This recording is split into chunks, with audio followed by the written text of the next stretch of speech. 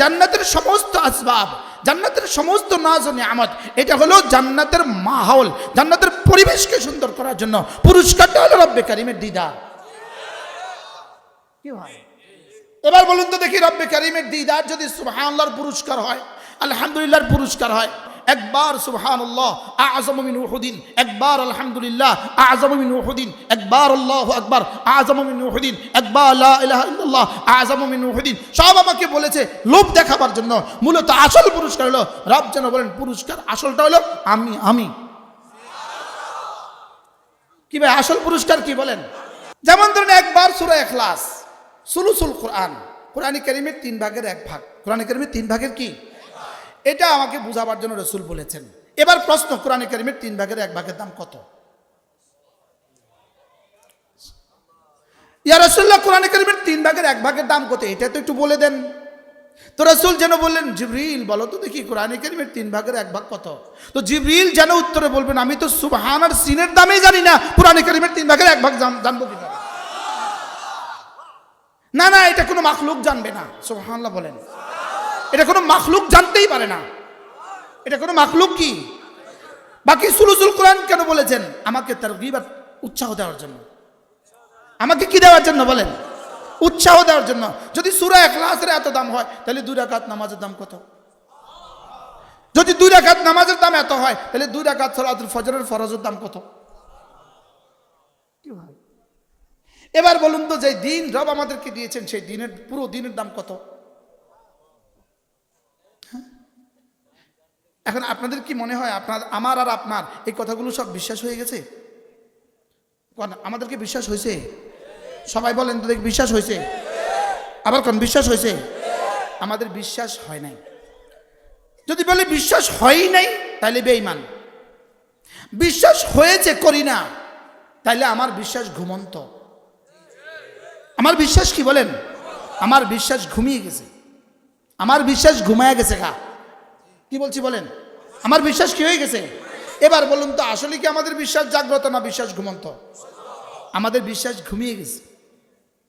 এই জন্য আমার ঠোঁট নড়ে না, এজন্য আমি তাহাজ্জুদে উঠি না, এজন্য আমি ফজরের সুন্নত পড়ি না, এজন্য আমি ফজরের জামাত ধরার জন্য বেচাইন হই না, আমি জোহরের জামাত ধরার জন্য বেচাইন হই না, এজন্য আমি আমার বাচ্চাকে কোরআন কারীম পড়াই না।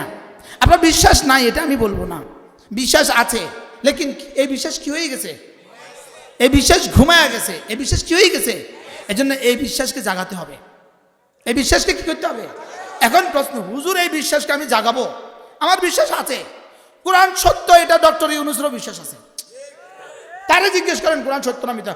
অবশ্যই, অফকোর্স কোরআন সত্য। মনে হয় বুঝেন নাই। তো যদি কোরআন সত্যই হয়, তা আপনি জুলাই সনদে বিসমিল্লাহ লিখলেন না কেন? তাইলে বোঝা গেছে কোরআন সত্য, এই বিশ্বাস ঘুমায়া গেছে। বুঝতে ঠিক আছে? এই বিশ্বাস কি হয়ে গেছে বলেন?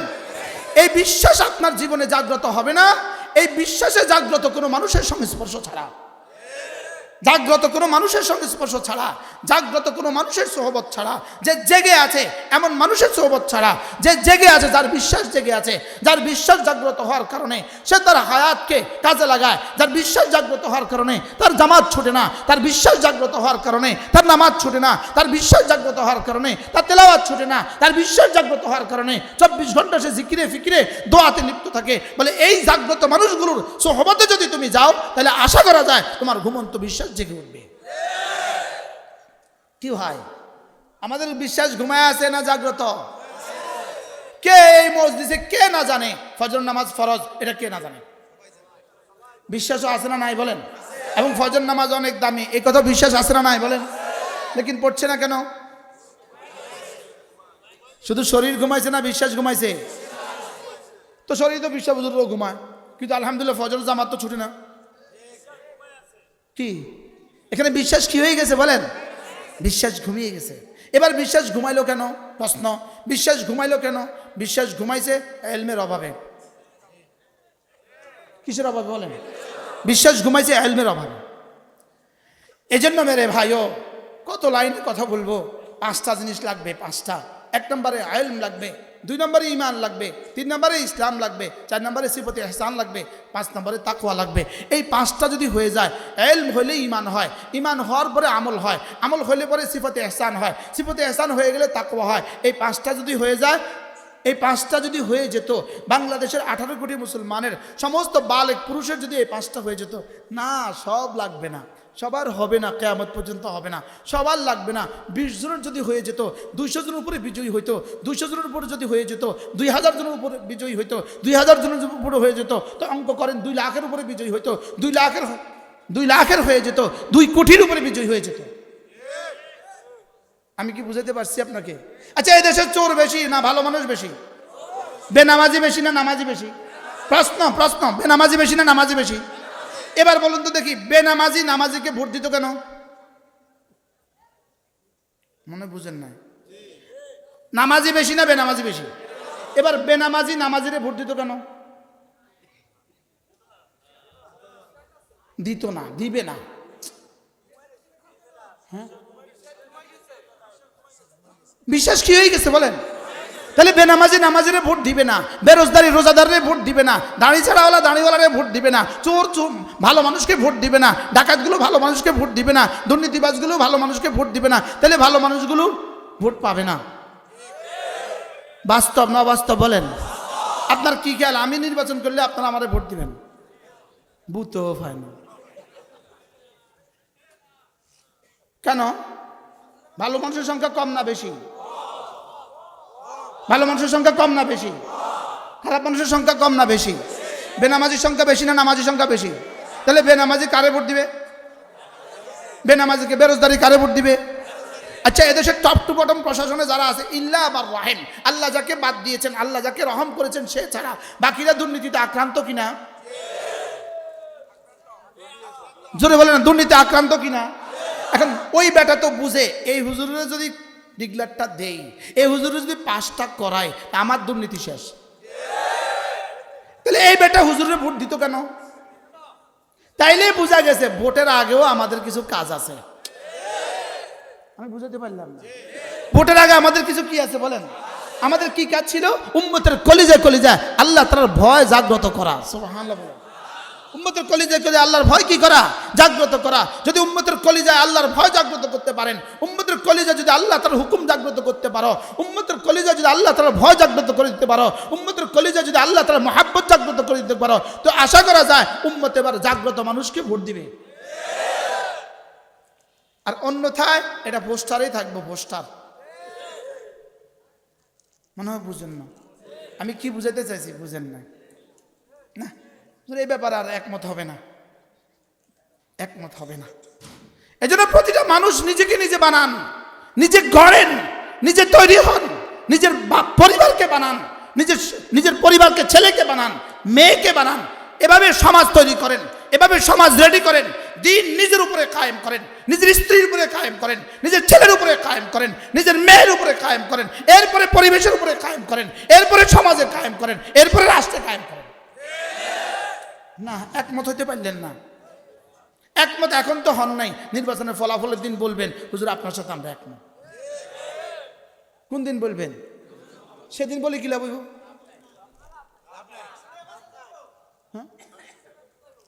যদিও আম্মা মান খাফা মাকাম রাব্বিহি না হয়, তো 500 টাকা বেঁচে যাব। 500 টাকা নেই, আরে 500 টাকা নেই বেঁচে যায়। 500 জনের দিছে 500 টাকা, শুধু নেতারা দিছে 500 টাকা। প্রত্যেকের ভাগে পড়ছে একটা রংসা, এক মুঠ শুকনা মুড়ি। বাস্তব না বাস্তব? একটা রংসা আর একটা শুকনা, এক মুঠ শুকনা মুড়ি, অথবা 2টা বেলা বিস্কুট। তাহলে এবার বলুন তো দেখি, 1 কাপ রংসার পিছনে সে বিক্রি হইল কেন? কোন কারণে? কোনটা ঘুমায় গেছে বলেন? বিশ্বাস ঘুমিয়ে গেছে, আল্লাহর জাত ও সিফাতের ইয়াকিন ঘুমায় গেছে। মেরে ভাইও, জাগো জাগো জাগো, নিজেকে জাগো, আল্লাহ তাআলার ঈমানের উপরে উঠো, ইয়াকিনের উপরে উঠো। ছেলে মেয়েকে দিন শিখান, ছেলে মেয়েকে দিন শিখান। ছেলে মেয়েকে দিন শিখানো ছাড়া আল্লাহর কসম আমরা বাঁচবো না, দেশ বাঁচবে না, আমরা বাঁচবো না। হুজুর প্রশ্ন, দিন শিখবে কে কে? প্রশ্ন, দিন শিখবে কে কে? উত্তর, আমি তুমি সে। বলো, তুমি বলো বাবা, তুমি বলো। আপনি বলেন, দিন শিখবে কে কে বলেন? না বুঝে কর, একবার বলেন আমি। আমি আমি মানে আমি মানে আমনে, আমি মানে কি? বলো আমি। এবার বলো তুমি। এবার বলো সে। দিন শিখবে কে কে? আবার বলেন। তাহলে কোরআন শরীফ পড়বে কে কে? এবার বলো নামাজ পড়বে কে কে? এবার বলো রোজা রাখবে কে কে? এবার বলবো যাকাত দিবে কে কে? এবার বলো হজ করবে কে কে? এবার বলো ছবি দেখবে না কে কে? কে কে ছবি দেখবে কে কে? হ্যাঁ, এবার দুর্নীতি করবে না কে কে? আমি তুমি সে। বলো আমি তুমি সে। দুর্নীতি করব না, আমিও করব না, তুমিও করবে না, সেও করবে না। লেকিন এই শব্দগুলো আমি তুমি সে, এই তিন শব্দ আমি তুমি সে হুজুর আমি আজীবন একটা শব্দ ভুল বলতাম। আমরা বক্তারা আপনার একটা ছেলেকে কোরআন পড়াবেন বলতাম না। এই শব্দ আমি যখন বলতাম, আল্লাহ আল্লাহ যেন কইতো তুই এটারে আমার ওমুমরে তুই তাকসিস করলি কা? আমি সবাই লেগে দিলাম, তুই কা কস? একটা ছেলেরে দিত। এখন তাহলে বোঝা গেছে না না শুধু একটা দিয়ে হবে না, প্রত্যেকটা বাচ্চাকে দিনই শিক্ষা দিতে হবে, নয় দেশ বাঁচবে না। এবার শুধু বাচ্চাদেরকে দিন দিলে হবে না স্ত্রীকেও দিন দিতে হবে? এবার শুধু স্ত্রীকে দিলে হবে না নিজেকেও দিতে হবে? এবার বলেন তাহলে দিন শিখবে কে কে? এবার আমি তুমি সে যদি দিন শিখতে হয় তাহলে দিন শিখার তিনটা জায়গা। এক নাম্বার তারা পড়বে, তারা বাচ্চারা পড়বে মাদ্রাসায়। দুই নাম্বার বয়স্করা পড়বে তাবলীগ জামাতে। সুবহানাল্লাহ বলেন না। এরপরে আলহামদুলিল্লাহ আমাদের হযরত মাওলানা আব্দুল মালিক হাফিজাহুল্লাহ বাইতুল মুকাররমের খতিব দামাত বারাকাতুম, তিনি তালিমউদ্দিন প্রণয়ন করেছেন, বয়স্কদের জন্য শিক্ষা ব্যবস্থা চালু করেছেন। তার উদ্দেশ্য, তার এই তাহরিক হলো এদেশের প্রতিটা স্কুলগামী বাচ্চা, প্রাইমারি স্কুলের বাচ্চাও যেন কোরআনে কারীম পড়ে, হাই স্কুলের বাচ্চাও যেন কোরআনে কারীম পড়ে, কলেজের বাচ্চাও যেন কোরআনে কারীম পড়ে, ইউনিভার্সিটির বাচ্চাও কোরআনে কারীম পড়ে, ব্যবসায়ী যেন কোরআনে কারীম পড়ে, চাকরিজীবীও যেন কোরআনে কারীম পড়ে, পুলিশও যেন পড়ে, আর্মিও যেন পড়ে, সমাজের প্রত্যেকটা মানুষ যেন কোরআনে কারীম ওয়ালা হয়ে যায়। তাহলে বলেন কোরআন পড়বে কে কে? আবার বলেন। ওই ওরা স্লোগান দিছে আমি কে তুমি কে, আমি এই স্লোগানটা পাল্টায় দিছি। আমি বলি আমি কে তুমি কে, কোরআনওয়ালা কোরআনওয়ালা, ইমানওয়ালা ইমানওয়ালা। কে বলেছে কে বলেছে? বানানেওয়ালা বানানেওয়ালা। বলো আমি কে তুমি কে? বলো ইমানওয়ালা ইমানওয়ালা, কোরআনওয়ালা, ইসলামওয়ালা, নবীওয়ালা। আমি কে তুমি কে? কোরআনওয়ালা কোরআনওয়ালা। আমি কে তুমি কে? কোরআনওয়ালা কোরআনওয়ালা। বলেন কোরআনওয়ালা কোরআনওয়ালা। আমি কে তুমি কে? তো স্লোগান তো দিলেন, নিজে তো হারেন না, এর কি অবস্থা? আজকে আরেক মাদ্রাসায় কথা বলার সৌভাগ্য হয়েছে আমার, আল্লাহ আমাকে দিয়ে বলিয়েছেন। আচ্ছা হাসরের ময়দানে যদি রব জিজ্ঞেস করে, আচ্ছা তুমি কোরআন শরীফ পড়লে না কেন? প্রশ্ন, তুমি কোরআন শিখলে না কেন? আপনি যদি মনে করেন হুজুর আসলে কি এটা জিগাইব নেই, প্রশ্ন, স্বয়ং কোরআন বলবে ও আমাকে পড়ে নাই কেন জিজ্ঞেস করেন। স্বয়ং রসুল বলবে ও কোরআন পড়ে নাই কেন জিজ্ঞেস করেন। কোরআন বলবে ও পড়ে নাই কেন জিজ্ঞেস করেন। আর রসুল বলবে, আয়াতটা পড়েন না, আকাল রসুল ইয়া রাব্বি ইন্না কওমি ইত্তাখাযু হাযাল কুরআনা মাহজুরা। এই জাতি কোরআন পড়ে নাই কেন জিজ্ঞেস করেন। কোরআন বলবে পড়ে নাই কেন, রাসূল বলবে পড়ে নাই কেন। আপনি বলুন তো দেখি, রব যখন জিজ্ঞেস করবে এই কোরআন শিখলে না কেন, উত্তর কি দিবেন? যেমন ধরেন কোরআনে কারিমে 29টা হরফ আছে, 29টা হরফ, সবগুলো হরফ কোনো কঠিন নয়, দু চারটা হরফ কঠিন, হা ত বদ আইন। হার আইন সবচেয়ে বেশি কষ্ট হয় বাঙালিদের। তাহলে এই তিন চারটা শব্দ কঠিন, বাকি সব সহজ। হা তো পানির মতো সহজ, হ্যাঁ সহজ না? সহজ না? আলিফ তো সহজ, বা তো সহজ, তা তো আরো সহজ, দাল তো আরো সহজ। সহজ না কঠিন? এবার বলুন তো দেখি, 29টা হরফ যদি, একটা হরফ যদি আপনি একদিনে 5 মিনিট করে সময় দিতেন, একদিনে 5 মিনিট করে সময় দিতেন, তাহলে 29টা হরফ শিখতে কতদিন লাগতো? অঙ্ক বুঝে না, জবাব দেন। 29 দিন। আচ্ছা যদি 1 মাস করে দিতেন? 29 মাস। আচ্ছা যদি 1 বছর করে দিতেন? এবার বলুন তো দেখি 60 বছরের বুড়া কেন পারে না?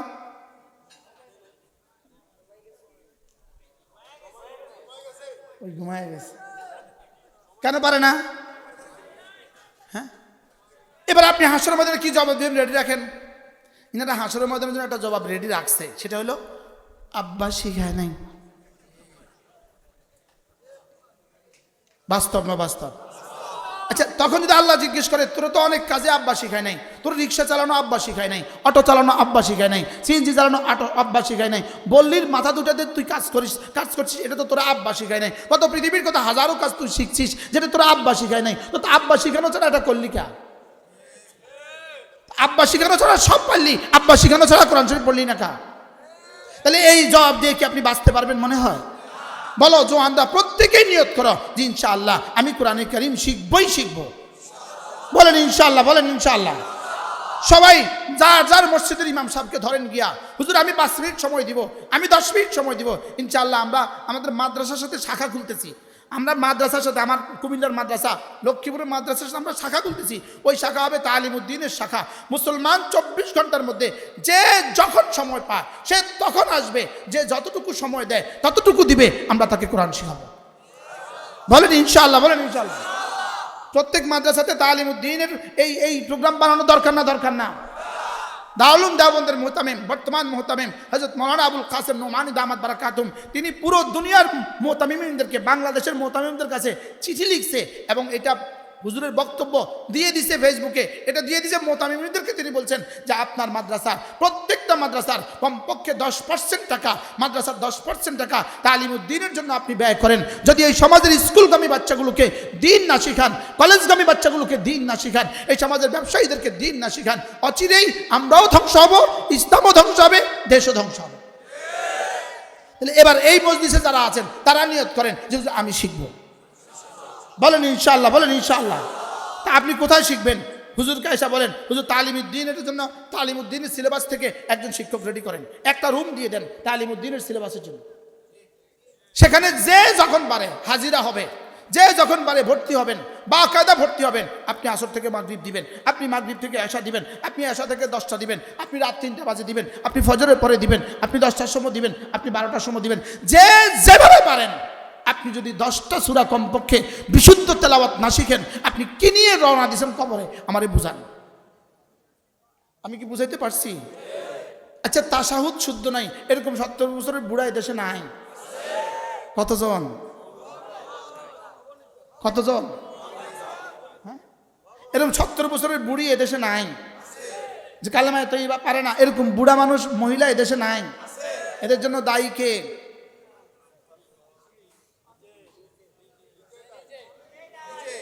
না না, শুধু হুজুররা দায়ী। হ্যাঁ, দায়ী কেন? ওই যে ইমান ঘুমায় গেছে। বলেন কি হয়ে গেছে? বলেন ইমান কি হয়ে গেছে? ইমান ঘুমিয়ে গেছে। আল্লাহ তাআলা মেহেরবানি করে আমাদের ইমানকে জাগায়া দেন, এছাড়া আমরা বাঁচবো না। খুদা না খাস্তা যদি এই গতিতে বাংলাদেশকে ছেড়ে দেওয়া হয়, অচিরেই বাংলাদেশ বার্মার পরিণতি হবে, অচিরেই বাংলাদেশ ফিলিস্তিনের পরিণতি হবে, অচিরেই বাংলাদেশ ফিলিস্তিনের পরিণতি হবে। আমাদের পুলিশ বন্ধুদেরকে দিন শিখাতে হবে, আর্মি বন্ধুদেরকে দিন শিখাতে হবে, সেনাবাহিনীর বন্ধুদেরকে দিন শিখাতে হবে, তিনও বাহিনীর সমস্ত সদস্যদেরকে দিন শিখাতে হবে। আমাদের সুইপার থেকে সচিব দিন শিখতে হবে, প্রাইমারি স্কুলে দিন লাজেম করতে হবে, হাই স্কুলে দিন লাজেম করতে হবে, কলেজের মধ্যে দিন লাজেম করতে হবে। প্রতিটা পাবলিক নিয়োগ পরীক্ষা কোরআন আর দিনকে লাজেম করতে হবে। আচ্ছা, যদি ডিক্লার দিয়ে দেয় আগামী বছর থেকে সরকারি চাকরিতে নিয়োগের জন্য 10টা সূরা বিশুদ্ধ তেলাওয়াত লাগবে, তাহলে এই দেশে 10টা সূরা অশুদ্ধ থাকবে কার কার? আচ্ছা, এই সিদ্ধান্তটা দিলে বাংলাদেশের আর্থসামাজিক অবস্থানে কি কি ক্ষতি হবে? হ্যাঁ, কোনো ক্ষতি হবে? তো দ্বিতীয় অসুবিধা কি? হ্যাঁ, পারে না কেন? বিশ্বাস ঘুমায় গেছে, পারে না কেন বলেন? তাহলে এই বিশ্বাসকে জাগ্রত করতে হবে, এই বিশ্বাসকে কি করতে হবে? আল্লাহ মেহেরবানি করে আমাদের সকলকে কথাগুলো বুঝাবানা সহজ করে দেন। আপনার মন মে ডুব কর পাজা সুরাগে জিন্দগি তুমেরা বন্তা না বন আপনা হিবন। আমি আপনার উপরে ক্ষমতা রাখি না, আমি তোমার উপরে ক্ষমতা রাখি না, লেকিন তুমি তো তোমার উপরে ক্ষমতা রাখো, আমি তো আমার উপরে ক্ষমতা রাখি। বন্ধুরা, অনেক যুবক আছো, হাজারো যুবক আছো, প্রত্যেকটা প্রত্যেককে বলি, হাতে ধরে বলি, পায়ে ধরে বলি, আজ থেকে নিয়ত করো আমি ইনশাআল্লাহ কোরআনে কারীম শিখবই শিখব। বলো ইনশাআল্লাহ, বলো ইনশাআল্লাহ, বলো মাঝে মাঝে ইনশাআল্লাহ তাবলীগে যাব, বলো মাঝে মাঝে কোথায় যাব ইনশাআল্লাহ, নিয়ত করো ইনশাআল্লাহ, নিয়ত করো ইনশাআল্লাহ, মাঝে মাঝে তাবলীগে যাব তো ইনশাআল্লাহ, মাঝে মাঝে কোন আল্লাহ ওয়ালাদের মজলিসে যাবা, মাঝে মাঝে কোন আল্লাহ ওয়ালাদের মজলিসে যাবা। আমাদের কুমিল্লা সুধন্যপুর প্রত্যেক ইংরেজি মাসের শেষ শনিবারে জিকিরের মজলিস, শুধু এই আশা থেকে এই মজলিস করি। প্রত্যেক মজলিসে 5 লাখ থেকে 6 লাখ টাকা খরচ হয়, মেহমানদারির জন্য খরচ হয়। মজলিসের আগের সেকেন্ড পর্যন্ত একটা টাকা কারো কাছ থেকে কালেকশন করি না। এই মজলিসগুলো করি শুধুই তোমাদের জন্য। আমি যে এতগুলো কিতাব গাড়িতে ভৈরা ভৈরা কিতাব ফেরি করি, শুধু এই স্বপ্ন থেকে ফেরি করি যে এক যুবক এই কিতাব কিনে নিয়ে যাবে, সে পড়বে আর সে দিন পাবে। চলো নিয়ত করি ইনশাআল্লাহ, দিন শিখবো তো ইনশাআল্লাহ। মোবাইলের উপরে ব্রেক করো, মোবাইল কন্ট্রোল করো। এই মোবাইল তোমাকে কিছু দিবে না। তুমি ডাক্তার হওয়ার সম্ভাবনা ছিল, এই মোবাইল তোমারে ফেরিওয়ালা বানায় দিবে। বাস্তব না বাস্তব? তুমি ইঞ্জিনিয়ার হতে পারতে, এটা তোমাকে অটোওয়ালা বানায় দিবে। এখন পৃথিবী বাংলাদেশের সবচেয়ে অ্যাভেলেবেল, সবচেয়ে সহজ চাকরি, সবচেয়ে সহজ ডিউটি, সবচেয়ে সহজ পেশা কোনটা কসাই? অটো। অটো সবচেয়ে সহজ পেশা কোনটা? তো তুমিও কি এটাই করবা নাকি তুমি জীবন বদলাবা? তাহলে জীবন বদলাবা কি দিয়া? মোবাইল ছাড়ো। ওলামা একরাম, নওজোয়ান ওলামাদেরকে বলছি, যারা 30-এর নিচে বয়স, 40-এর নিচে বয়স, এই মোবাইল তোমাকে ধ্বংস করে দিবে। শুধু তোমাকে ধ্বংস করবে না, আমাদেরকে সহ লইয়া ছুটবা। মাদ্রাসাও শেষ হবে, মসজিদও শেষ হবে, দেশও শেষ হবে। এই জন্য মোবাইল থেকে বাঁচবো তো ইনশাআল্লাহ। লেকিন মোবাইল থেকে বাঁচা সহজ হবে না যদি ও আম্মা মান খাফা মাকাম রাব্বিহি না, আল্লাহ তাআলা জাত ও সিফাত ইয়াকিন না হয়, জাহান্নামের ভয় কলিজা না আসে, তাহলে মোবাইল থেকে বাঁচা যাবে না। আল্লাহ তাআলা আমাদের সকলকে তৌফিক দান করেন। 5 ওয়াক্ত নামাজ জামাতের সাথে পড়বো, বলেন ইনশাআল্লাহ। রমজান মাসে রোজা রাখবো। অনেক যুবক আছো, বলো নিয়ত করো ইনশাআল্লাহ। পারলে রমজানের শেষ দশকে ইতিকাফ করবা। রোজানা কিছু না কিছু জিকির করবো, রোজানা কিছু না কিছু জিকির করবো, রোজানা 6 তাসবিহ পাবন্দি করবো। 6 তাসবিহ পাবন্দি, সুবহানাল্লাহ 100 বার, আলহামদুলিল্লাহ 100 বার, আল্লাহু আকবার 100 বার, লা ইলাহা ইল্লাল্লাহ 100 বার, যে কোনো একটা দুরূদ শরীফ 100 বার, ইস্তিগফার 100 বার। এই 6 তাসবিহ পাবন্দি করবো। আর সমস্ত ইবাদাতের মূল হলো নফসের হারাম চাহিদা থেকে বেঁচে থাকা। সুবহানাল্লাহ বলেন। নফসের হারাম চাহিদা থেকে কি থাকা? বলেন, বেঁচে থাকা। এজন্য আল্লাহ তাআলা আমার পঠিত 2 আয়াতে কারিমা, এই 4 আয়াতে কারিমা, ফাআম্মা মান তাগা ওয়া আথারা আল হায়াতাদ দুনিয়া। তাগা মানে হলো ইত্তিবায়ে শাহওয়াত, ইত্তিবায়ে হাওয়া। আথারাদ দুনিয়া হলো দুনিয়াকে আখিরাতের উপরে তারজিহ দেওয়া, দুনিয়াকে আখিরাতের উপরে প্রাধান্য দেওয়া। এই 2টা কাজ, এই 2টা কাজ যে করবে, 1 নম্বরে ইত্তিবায়ে হাওয়া করবে, 2 নম্বরে ইথারুদ দুনিয়া আলাল আখিরা করবে, দুনিয়াকে প্রাধান্য দিবে আখিরাতের উপরে। তা আল্লাহ তাআলা বলেন ফাইন্নাল জাহিমা হিয়াল মাওয়া, জাহান্নাম হলো এদের ঠিকানা। জাহান্নাম হলো, বলেন নাউজুবিল্লাহ। এবার বলুন তো দেখি, জামাতে নামাজ পড়ে না কোন বুনিয়াদে? ইত্তিবায়ে হাওয়া। জামাতে নামাজ পড়ে না কোন বুনিয়াদে? ইসারুদ দুনিয়া আল আখিরা। নামাজ পড়ে না কোন বুনিয়াদে? বলেন, ইসারুদ দুনিয়া আল আখিরা। আচ্ছা, এখন নামাজের আজান হয়ে গেল, উনি দোকানে বসে আছেন, এমন সময় কিছু কাস্টমার আসলো, বিড়ি খরিদনেওয়ালা আসলো, বিড়ি খরিদ্দার আসছে, বিড়ি। ইনি এই কাস্টমারের কারণে ইনি জামাতে যেতে পারলেন না। ইনি কি করলেন? এই শব্দগুলোই মুখস্থ করেন না। ইত্তিবায়ে হাওয়া, বলেন ইথারুদ দুনিয়া, ইত্তিবায়ে হাওয়া, ইসারুদ দুনিয়া। দুনিয়ার সমস্ত খুন খারাপি ইত্তিবায়ে হাওয়া, দুনিয়ার সমস্ত দুর্নীতি ইত্তিবায়ে হাওয়া, দুনিয়ার সমস্ত অন্যায় ইত্তিবায়ে হাওয়া, সমস্ত ধূর্তামি ইত্তিবায়ে হাওয়া। শুধু ইত্তিবায়ে হাওয়া আর ইসারুদ দুনিয়া, এটাই হলো শিরিকের বুনিয়াদ, এটাই কুফরির বুনিয়াদ, এটাই নাফরমানির বুনিয়াদ। খুনের বুনিয়াদ এটা, জেনার বুনিয়াদ এটা, চুরির বুনিয়াদ এটা, ডাকাতির বুনিয়াদ এটা, মিথ্যে কথার বুনিয়াদ এটা, নামাজ না পড়ার বুনিয়াদ এটা, রোজা না রাখার বুনিয়াদ এটা, বেদাতের বুনিয়াদ এটা। আজকের বাংলাদেশে সহ সারা পৃথিবীতে যত খুন খারাপি, সমস্ত খুন খারাপির বুনিয়াদ হলো এই 2টা। কি কি মুখস্থ করেন? আয়াতটা পড়েন, অনেক উলামা ইকরাম। ফাআম্মা মান তাগা, পড়েন فأما من طغى وآثر الحياة الدنيا। জীবনে কতবার পড়েছি এই আয়াত, আমিও পড়েছি, আপনারাও পড়েছেন। আমার সৌভাগ্য হয়েছে, আমি গত একটা বছর আমি এই সূরাটা তাফসীর করছি। এক বছর, 1 ঘন্টা 2 ঘন্টা নয়, প্রতিদিন কিছু না কিছু সময় করে মাসের পর মাস, বছরের পর বছর আমি এই আয়াতের তাফসীর করছি। এর আগে আমি আরেকটা সূরাতুল মুজাম্মিল আমি বছরের পর বছর পড়ছি, কিন্তু কুল কিনারা নাই। আমার নফসের হালতের কুল কিনারা নাই। মেরে ভাইও, আম্মা মান খাফা মাকাম রাব্বি তাবিজ, যে আল্লাহ তাআলার সামনে দাঁড়াতে ভয় পায়, যে আল্লাহ তাআলার সামনে দাঁড়াইতে ভয় হয়। বলেন, আল্লাহ তাআলার সামনে দাঁড়াইতে কি হয়? মাঝে মাঝে তো এটা মনে আসা উচিত যে আমি আল্লাহ তাআলার সামনে দাঁড়াবো। বলেন, আমাকে আল্লাহ তাআলার সামনে দাঁড়াতেই হবে। বলেন, এই কথাটা মাঝে মাঝে দিলে আসা উচিত না? দরকার না। এই একটা তাবিজ, এটা একটা তাবিজ। ওয়া আম্মা মান খাফা মাকাম রাব্বিহি, মাকাম শব্দের বাংলা মাজদার কিয়াম, রব তার মুজাফিলাই। এই কিয়ামের এজাফত রব হয় ফাইল হবে অথবা মাফউল হবে।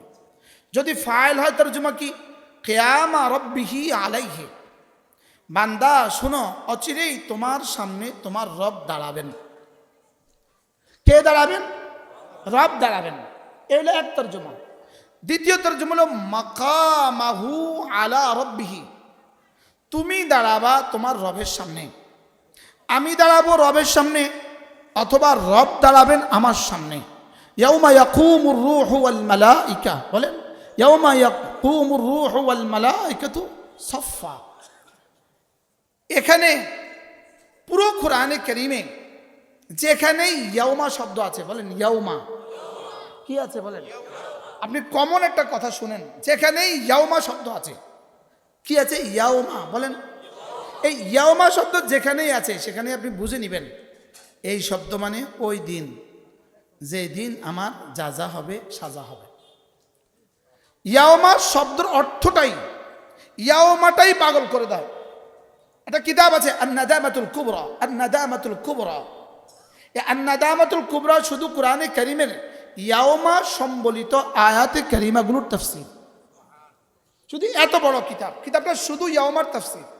কোরআনে যেখানে যেখানে ইয়াউমা, দেখেন প্রথম ইয়াউমা মালিকি ইয়াউমিদ্দিন, একটা শব্দ মালিকি ইয়াউমিদ্দিন, এটা আমাকে আমার রব প্রতিদিন 32 বার মনে করান। কতবার? 32 বার। কেন মনে করান? 2 কারণে, 2 প্রয়োজনে মনে করান। আমাকে জাহান্নামের ভয় দেখাবার জন্য, আর আমাকে জান্নাতের আগ্রহ তোলার জন্য। যেখানেই কোরআনে কারীমে ইয়াউমা আসবে, ইয়াউমা ইয়াউমা ইয়াউমা ইয়াউমা। আমার প্রিয় মুর্শিদ হযরত মাওলানা সুলতান আহমদ নানুপুরি রহমতুল্লাহ আলাইহি, তখন তো ছাত্র জীবন ছিল, কিছু পড়ছি কিছু পড়ি নাই, কিছু বুঝতাম না। আমার হুজুর রহমতুল্লাহ বলতেন, যেখানেই ইয়া আইয়ুহাল্লাযীনা আমানু শব্দ আসবে সেখানেই তুমি কান খাড়া করে দিবা, যে এই মুহূর্তে আমার রব আমাকে ডেকেছেন, কিছু বলবেন। কি ভাই, আসলে বিষয়টা কি? ইয়া যদি হরফে নেদা হয়, ইয়া যদি কি হয়? হরফে নেদা হয়। তো ইয়া যদি হরফে নেদা হয়, পরেরটা মুনাদা হবে। এখানে মুনাদা তো আমি। ইয়া হলো আহ্বান সূচক অব্যয়। তো আহ্বান মানে কি? কাকে ডাকতে হবে না? তাহলে ইয়া যেখানেই বলছে সেখানেই বুঝতে হবে রব যেন কাকে ডাকছেন। এবার আইয়ুহাল্লাযীনা আমানু মানে আমাকে ডাকছেন। কাকে ডাকছেন? বলেন, আমাকে ডাকছেন। তাহলে ইয়া আইয়ুহাল্লাযীনা আমানু বললে আমার কান খাড়া করে দেওয়া উচিত, যে এই মুহূর্তে আমার রব আমাকে কিছু বলবেন। ঠিক ইয়াউমা শব্দ শুনলেই আপনাকে কান খাড়া করে দেওয়া উচিত, যে এখানে কিছু একটা আছে। ইয়াউমা বলেন, আবার বলেন ইয়াউমা।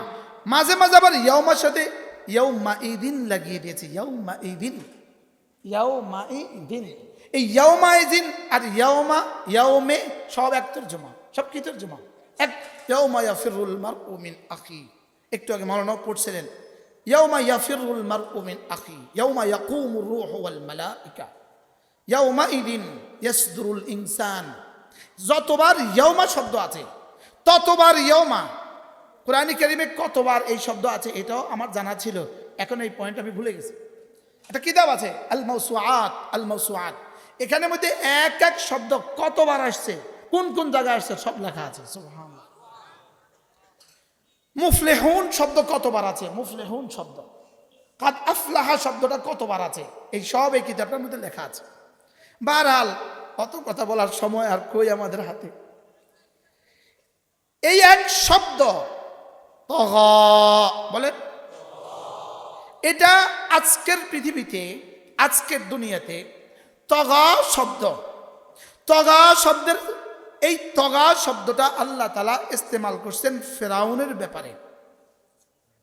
বলেন কার ব্যাপারে ইস্তেমাল করছেন? ইযহাব ইলা ফিরাউনা ইন্নাহু তাগা। ফিরাউনের ব্যাপারে আল্লাহ কি বলছেন বলেন? বলেন তাগা, বলেন সে সীমা লঙ্ঘন করে ফেলেছে।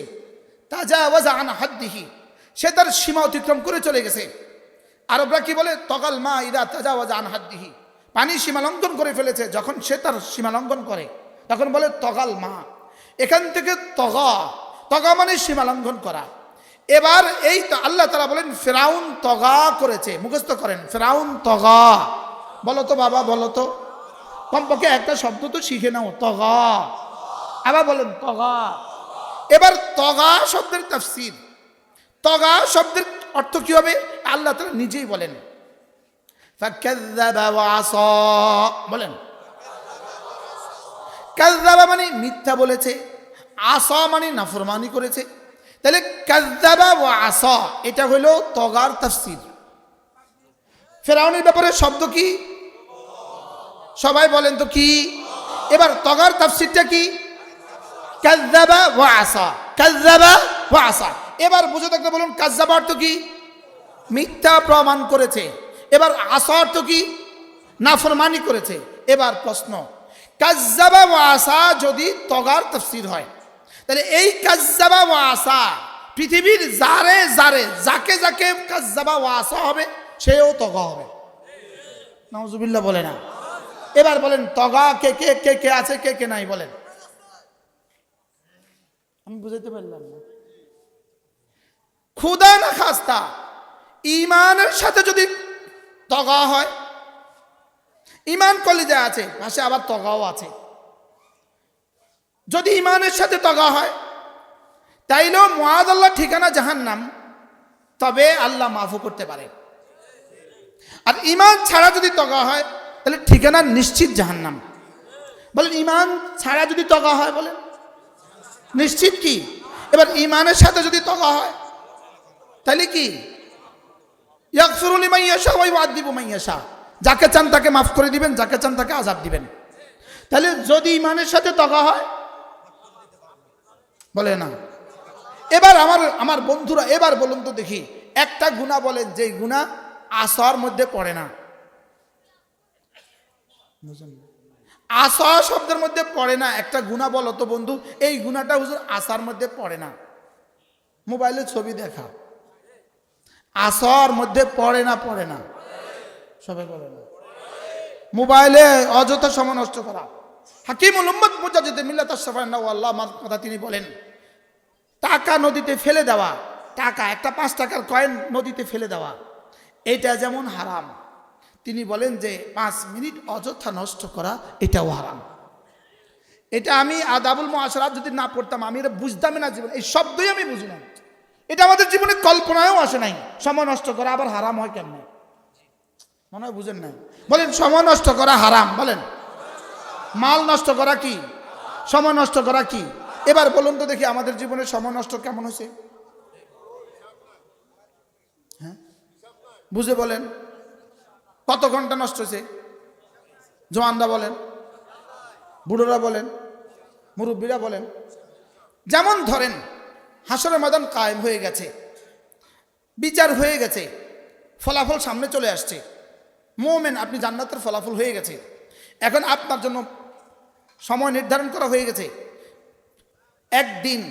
একদিন সমান সমান 1440 মিনিট, 24 ঘন্টা। 24 ঘন্টা পূরণ 60 সমান সমান 1440 মিনিট। 1440 পূরণ 60 সমান সমান 86,400 সেকেন্ড। কত? 86,400 সেকেন্ড। এবার 1 সেকেন্ড সমান সমান 100 কোটি বছরের জান্নাত। আপনি দেখলেন আপনার নাম্বার পার্সায়, নাম্বার ফর্দে, আপনার জান্নাতের পুরস্কারে লেখা আছে এক জীবনে, তোমার জীবনের বালেগ হওয়ার পর থেকে মৃত্যু পর্যন্ত 1 সেকেন্ড সমান সমান 100 কোটি বছরের জান্নাত। এবার বলুন তো আপনার কাছে কেমন লাগবে? হয় ইন্না লিল্লাহ বলবেন না সুবহানাল্লাহ বলবেন? এটা বলতে হবে। কি বলবেন? সুবহানাল্লাহ বলবেন না ইন্না লিল্লাহ বলবেন? না, ইন্না লিল্লাহ বলতে হবে। ইন্না লিল্লাহ। 1 সেকেন্ড সমান সমান 100 কোটি বছরের জান্নাত। আপনি বলবেন হায় হায়। 1000 কোটি বছরের জান্নাত, আপনি তখনও বলবেন হায়। যদি বলে যে 100 কোটি 1 কোটি বছরের জান্নাত, তখনও কিন্তু আপনি একই শব্দ বলবেন হায়। প্রশ্ন, এখানে হায় বলবেন কেন? উত্তর, আমার তো জীবনের সেকেন্ড সীমিত, সামনের জীবন তো অসীম। এবার বলুন তো 1 সেকেন্ড সমান সমান কত বছর দিলে আপনি খুশি হবেন বলেন? বুঝাইতে পারলাম না। হ্যাঁ, এবার বলুন তো দেখি আপনার দুনিয়ার 1 সেকেন্ডের দাম কত? কত? বলো বলো না, জোয়ানরা বলো। 20-এর নিচে যারা আছো তোমরা বলো। হ্যাঁ, 30-এর নিচে যারা আছো তোমরা বলো। আমার জীবনের 1 সেকেন্ডের সময়ের দাম কত? হ্যাঁ, কোটি কোটি বছর। না না, আমার জীবনের 1 সেকেন্ড জান্নাতুল ফেরদাউসের চেয়েও দামি। সুবহানাল্লাহ বলেন। এটা বুঝি কথা? এটা বুঝি কথা না কথা জাত? হয়, এটাই কথা। এই জন্যই তো রব্বে কারীম তাসবিহাত গুলোকে এতটা ছোট ছোট বানিয়ে দিয়েছেন। সুবহানাল্লাহ বলেন। একবার সুবহানাল্লাহ বলেন। জান্নাতুল ফেরদাউসের চেয়েও দামি। কি বলছে মুখস্থ করেন? জান্নাতুল ফেরদাউসের চেয়েও কি? বিষয়টা কি? কেমনে সম্ভব? এটা কি কইলেন আপনি? কারণ জান্নাত সুবহানাল্লাহর পুরস্কার নয়, জান্নাত সুবহানাল্লাহর পুরস্কার নয়, জান্নাত নামাজের পুরস্কার নয়, জান্নাত পুরস্কার নেওয়ার জায়গা। সুবহানাল্লাহ বলেন। জান্নাত কি? পুরস্কার নেওয়ার জায়গা। কি বলছি বলেন? আবার বলেন, জান্নাত কি? আচ্ছা, এই স্টেজ ওয়াজ না ওয়াজের জায়গা? বুঝেন না কথা। স্টেজ এটা ওয়াজ না ওয়াজের জায়গা? এটা ওয়াজের জায়গা, এটা ওয়াজ নয়, এটা ওয়াজের জায়গা। জান্নাত পুরস্কার নয়, পুরস্কারের জায়গা। আরে সুবহানাল্লাহ বলেন। যেমন বিশ্বকাপ খেলার জায়গা বাংলাদেশের মতো বাংলাদেশ দেশ বিশ্বকাপ খেলার জায়গা হয় না। এবার বুঝছে, এবার বুঝছে। বিশ্বকাপ খেলার বা জায়গা বাংলাদেশ হবে কেন? হয় না, এটার এই অবস্থান নাই। আল্লাহ তাআলা আমার সুবহানাল্লাহর বিনিময়ে যে পুরস্কার দিতে চান, এটা ধরার জায়গাই দুনিয়া না। এটা দুনিয়ার লোট মানবে না। 7 আসমান 7 জমিন ভেঙে যাবে। এই জন্য রব এটার জন্য জান্নাত রেখে দিয়েছেন। সুবহানাল্লাহ বলেন। তাহলে জান্নাত পুরস্কার নেওয়ার জায়গা বলেন। এবার জান্নাতের ফুল, জান্নাতের ফল, জান্নাতের নাচ, জান্নাতের নিয়ামত, জান্নাতের হুর, জান্নাতের গিলমান, জান্নাতের সব কিছু, জান্নাতের দুধের নহর, জান্নাতের পানির নহর, জান্নাতের মধুর নহর, জান্নাতের শরাবের নহর, এগুলো সব পুরস্কার নয়।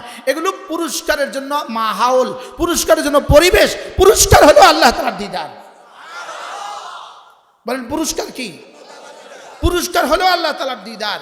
বিয়ে বাড়িতে দুলাকে শরবত দেওয়া হয়েছে, এটা বিয়ে বাড়িতে দুলার পুরস্কার। এটা বলে বিয়ে বাড়িতে দুলার জন্য মুরগি, এটা দুলার পুরস্কার। আচ্ছা, শুধু মুরগি দিল, ডিমই দিল, শরবতে দিল, ক্ষীরেই দিল, আর আসলটা দিল না। এবার এই বিয়ে বাড়ির দরকার কি? এবার মনে হয় কিছুটা বুঝছে। আল্লাহ তাআলা আমাদের সকলকে কথাগুলো বুঝা মানা সহজ করে দেন। আল্লাহ তাআলা এই মাদ্রাসাকে কবুল করেন, কিয়ামত পর্যন্ত মাদ্রাসাকে দায়েম আর কায়েম ফরমান। আল্লাহ তাআলা মাদ্রাসা থেকে যত ছাত্র ফারিগ হয়ে চলে গেছে তাদেরকে আল্লাহ তাআলা কবুল ফরমান, যারা পড়ছেন তাদেরকে কবুল ফরমান, কিয়ামত পর্যন্ত যারা পড়বে তাদেরকে কবুল ফরমান। আল্লাহ তাআলা উস্তাদদেরকে কবুল ফরমান, মোহতারাম সাহেবদের হায়াতের মধ্যে বরকত দান করেন। সমস্ত উস্তাদদেরকে আল্লাহ তাআলা কবুল করেন। বলনে ওয়ালা, সুননে ওয়ালা, দেনে ওয়ালা, মোহাব্বত করনে ওয়ালা, মেহনত করনে ওয়ালা আল্লাহ তাআলা সকলকে কবুল করেন। সুবহানাল্লাহি বিহামদিহি, সুবহানাকাল্লাহুম্মা বিহামদিক, আশহাদু আল্লা ইলাহা ইল্লা আনতা, আস্তাগফিরুকা ওয়া আতুবু ইলাইক। ওয়া সাল্লাল্লাহু তাআলা আলা নবিয়িল কারীম ওয়া আলা আলিহি ওয়া আসহাবিহি আজমাইন।